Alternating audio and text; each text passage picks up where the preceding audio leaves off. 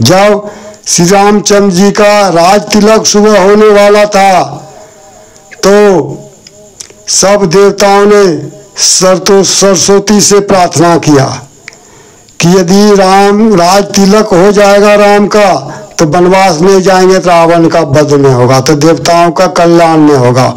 और सरस्वती को जबरन मंथरा के पास जाकर बुद्धि पलटने के लिए कहा। रात में क्षण में ही क्षण अंगूर हो गया। कहाँ राज तिलक सुबह होने वाला था,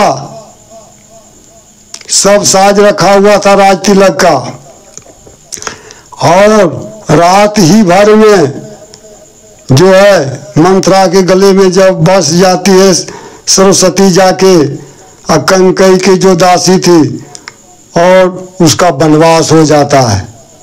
इसीलिए यहाँ सरस्वती कह रही है, माता सरस्वती, कि देवताओं का जो है स्थान बहुत ऊंचा है लेकिन करनी बहुत नीचा है। गोस्वामी जी यहाँ लिखे हैं,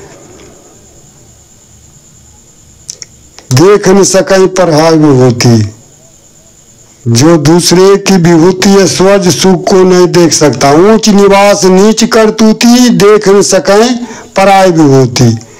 जिसका स्थान तो बहुत ऊंचा निवास स्थान है लेकिन करनी बहुत नीचा है। वहां सुख का समय था, रामचंद्र जी को रात भर में ही वनवास करा दिया। दूसरे के सुख स्वर्ग को नहीं देखना चाहता। ये देवताओं का है ईश्वरादेश, जलन भाव, सही सद्भाव नहीं देवताओं का। ये देवताओं का चरित्र हुआ। अब देखें इधर देवताओं का चरित्र।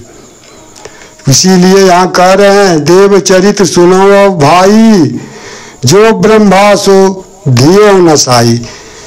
ब्रह्मा जी जिसे परम पिता कहते हैं, उन्होंने अपने बेटी के साथ, पुत्री के साथ दुष्कर्म किया। वेद जी इसकी साक्षी है, गवाही है। बताइए, ये देव चरित्र हुआ। फिर आगे आवे, दूजे कहूं मंदोदरी तारा, जय घर जेठ सदा लगवारा। दूसरी मंदोदरी तारा को देवियों की श्रेणी में रखा गया है। रावण और बाली के मरने के बाद वो सुग्रीव और भीषण की रखेल बन गई थी। सदा के लिए रखेल बन गया था, रखनी बन के रही थी। अब बताइए, ये देवचरित्र जो राम भक्त कहलाते हैं महात्मा, सुग्रीव लीजिए और विभीषण लीजिए, ये देवचरित्र हुआ। और आगे बढ़े, इसीलिए यहाँ कबीर बीजक में कबीर साहब कह रहे हैं, लिख रहे हैं, दूजे कहूं मंदोदरी तारा, जय घर जेठ सदा लगवारा। आगे आए, सूरपति नारी अहिल्या छरी। देवराज इंद्र ने छल करके गौतम ऋषि का भेष बनाकर अहिल्या को ठग लिया, उसके साथ भोग कर लिया। ये दुष्कर्म देवराज इंद्र का, ये देवताओं की करनी देखिए। फिर आगे चलें, देवगुरु बृहस्पति के शिष्य चंद्रमा थे, जिन्होंने गुरु पत्नी को अपने घर में जबरन रख लिया और उसे बुद्ध नामक पुत्र पैदा हुआ। ये देवचरित्र हुआ। फिर आगे बढ़े, कहीं कबीर हरि के गुण गाया,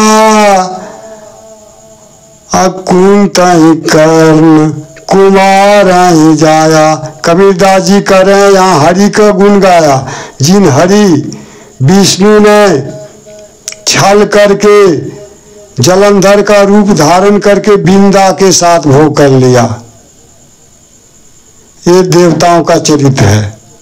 फिर सूर्य भगवान सूर्य देव को लीजिए, जिन्होंने कुंती को कुमारी में ही माता बना दिया, जिससे कि कर्ण नामक पुत्र पैदा हुआ।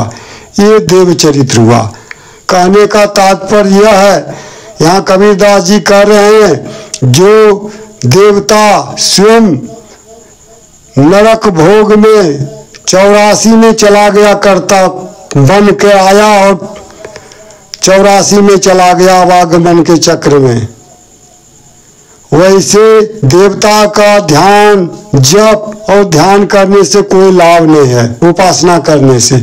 इसलिए देवताओं की उपासना, नियम ध्यान को छोड़कर जो है गुरु का ध्यान करो, जो कि शुद्ध चेतन, दोष रहित तत्व, शुद्ध चेतन का परख करा देता है। और ये परख जब हो जाएगा तो मनुष्य संसार के भवसागर से पार हो जाएगा। बोलिए राजा रामचंद्र की जय। हरि ओम तत्सत। अतः मैं अपनी वाणी को विराम देता हूँ, आगे फिर नए प्रवचन करेंगे। हरि ओम।